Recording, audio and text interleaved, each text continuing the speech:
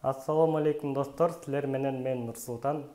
Ушул февраль айында Германияга келип жашап жатканыма туура 2 жыл болуптур. 2 жыл ичинде көптөгөн кызыктуу жана Кыргызстандан келген жаран катары кыргыз маданиятына, кыргыз менталитетине туура келбеген жагдайларга күбө болдум. Ошондон улам достор, силер менен эң кызыктуу 10 факт менен бөлүшүүнү туура көрдүм. Эми биздин эң биринчи фактыбыз бул бөлүп төлөө. Эгерде силерди Германиядан немис жигити кечки тамакка ресторанга же болбосо силер немис кызын жолугушууга чакырсаңыздар, анда силер билип алышыңар керек. Төлөмдү ар ким өз-өзүнө төлөп калышы мүмкүн. Чындыгында эле ошондой достор. Германияда жигит өзүнө төлөп, кыз өзүнө төлөсө, немистер үчүн бул нормалдуу көрүнүш. Кыздар да буга тартынып капа болушпайт, тескерисинче аялдар көз каранды сызбыз деген принципке карманып, буну комплимент катары кабыл алышат. Ал эми биздин экинчи факт бул балык улоо тууралуу болмокчу. Германияда балык улоо үчүн атайын курстарды өтүү керек. Ал жактан балыкты кантип орутпай кармоону үйрөтүшөт. Күлкүлүү болушу мүмкүн, бирок атайын курсту өттү деген күбөлүксүз балык улоого тыюу салынат. Үчүнчү факт болсо, биздин менталитетке таптакыр карама каршы. Германияда улуу кичүү дебей сенек түрдө сүйлөшүшөт.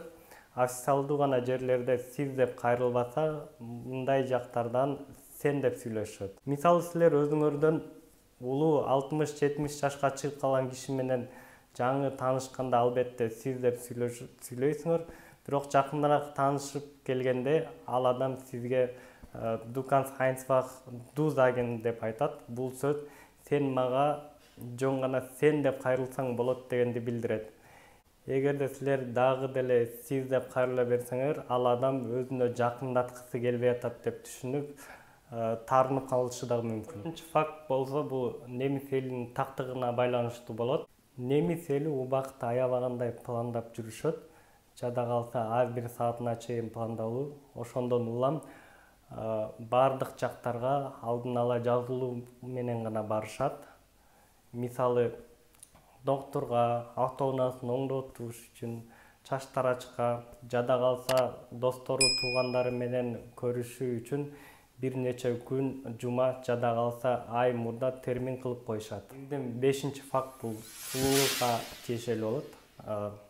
Немис айымдары келбет анча деле маанилүү эмес деген принципке карманышат. Аябай боенуп, аябагандай коз көйнөк кийип жүргөн немис айымдарын көчөлөрдөн кездештирүү аябагандай кыйын. Кээде карап туруп колуна илингенин кийип алгандай сезим болот. Бирок алар коздугуна карабай, өзүнүн ыңгайлыгына карап кийингенди жактырышат. Ал эми биздин 6-чы факт бул аябагандай өзгөчө факт. Декреттеги ата деп койсок болот. Жаш немис үй бүлөлөрүндө бул практика аябагандай популярдуу. Балалуу болгон эркек киши декретке чыгып, үйүндө баласын карап, үй окоттарын кылат. Германияда мындай нерсе уят эмес. Андай учурда достору, тааныштары аны подтакашник деп тийишпейт.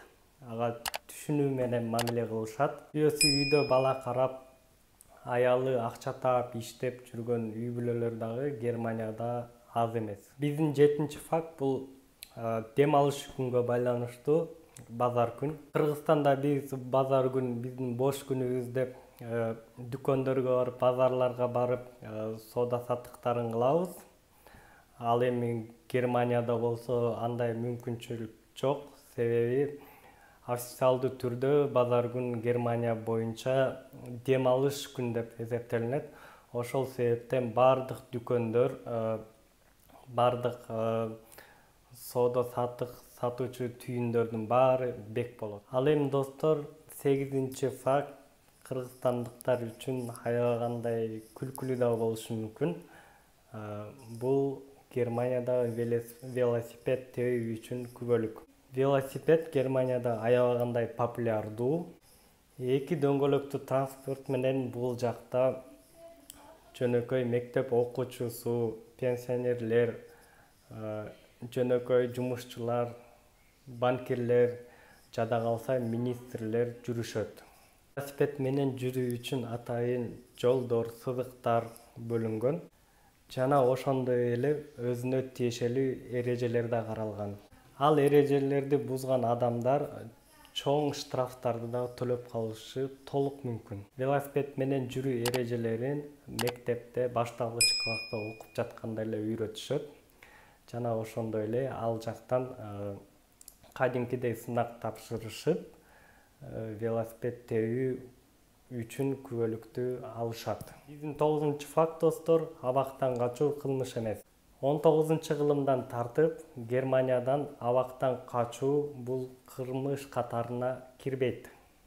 Себеби адамдын боштомдукка болгон умтулуусу адамдын негизги инстинкттеринин бири деп эсептелинет. Эгерде абактан качып кеткен адам кайрадан кармалса, анын үстүнө дагы жаза мөөнөтү кошулбайт, мурунку жазасын улантып тартат. Албетте качып кеткен учурда андан бөлөк кылмыштарды кылган болсо, ал кылмыштары үчүн жоопко тартылат. Ал эми биздин акыркы 10-факт бул Европанын эң күчтүү паспорту. Германиядагы жарандар Европадагы эң күчтүү паспорттун ээси болуп саналат экен. Алар дүйнөбүздүн 170 мамлекетине визасыз кире алышат экен. Достор, бул кыскача Германия тууралуу жана немистер тууралуу 10 факт болду. Силерге кызыктуу болду деп ойлойм. Силер кандай кызыктуу фактыларды билесиңер же кандай фактыларды уккансыңар, ошол тууралуу ылдый жатка комментарийге дагы жаза кеткиле. Менин каналыма катталганды унутпайбыз. Ушуну менен кийинки видеолордо көрүшкөнчө.